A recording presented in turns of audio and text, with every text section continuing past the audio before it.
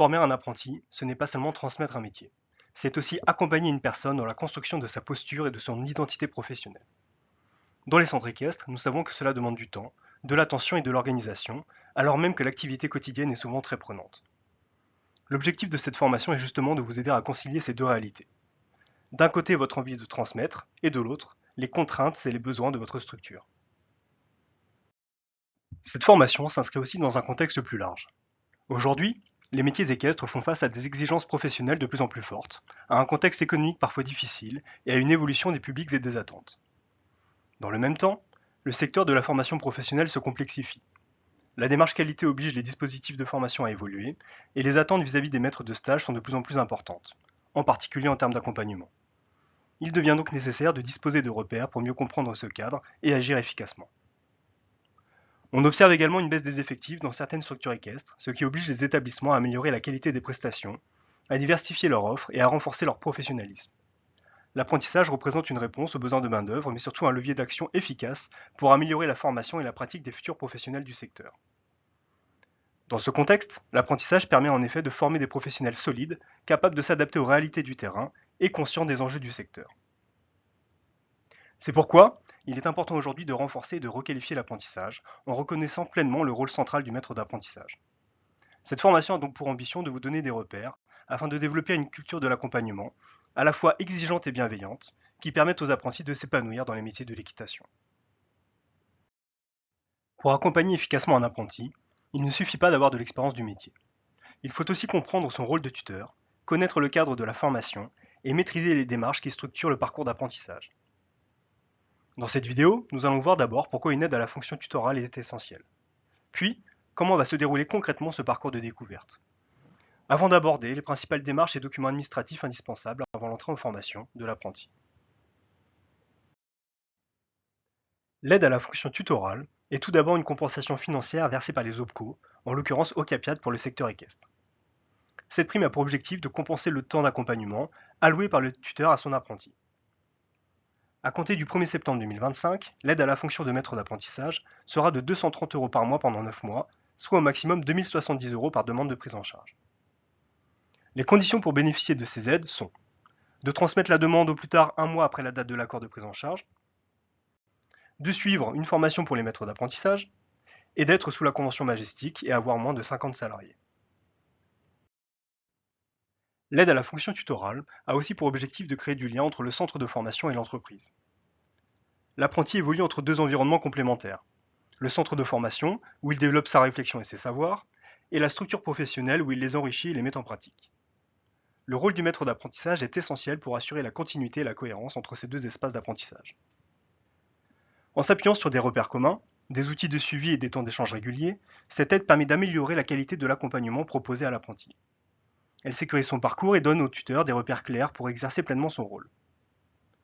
Elle contribue également à reconnaître et valoriser la fonction de maître d'apprentissage, véritable acteur de la formation professionnelle, dont l'expérience constitue un levier majeur de progression.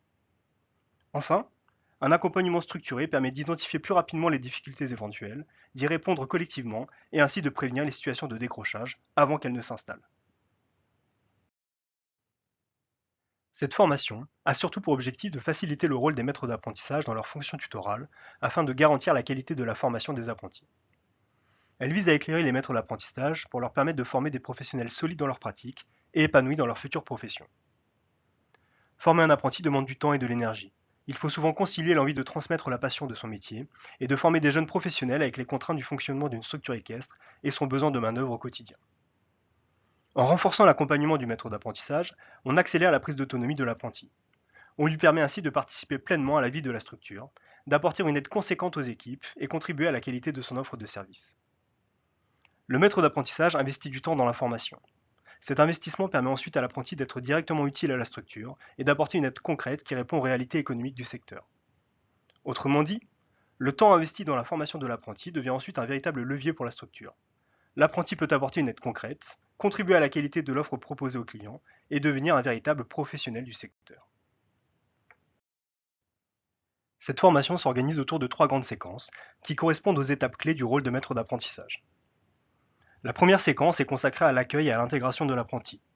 Préparer son arrivée, réussir les premiers contacts et faciliter son intégration durant les premières semaines. La deuxième séquence porte sur l'accompagnement du développement des apprentissages et de l'autonomie. Elle aborde le suivi du parcours avec le centre de formation, l'organisation des situations d'apprentissage dans l'entreprise et l'accompagnement progressif de l'apprenti vers davantage d'autonomie. Enfin, la troisième séquence traite de la transmission des savoirs et de l'évaluation des compétences en s'appuyant sur les situations de travail, en développant la réflexion de l'apprenti et en évaluant les acquis en situation professionnelle. Chaque séquence comprend 3 séances, soit un total de 9 séances de formation, permettant d'aborder progressivement l'ensemble des compétences attendues. À l'issue de chaque séquence, un questionnaire d'évaluation est proposé afin de vérifier la compréhension des contenus, de favoriser la prise de recul et de valider les acquis avant de poursuivre la formation. Pour accompagner un apprenti, le maître d'apprentissage doit disposer de quelques documents administratifs essentiels. Le contrat d'apprentissage ou contrat de formation, qui formalise la relation entre l'apprenti, l'entreprise et le centre de formation.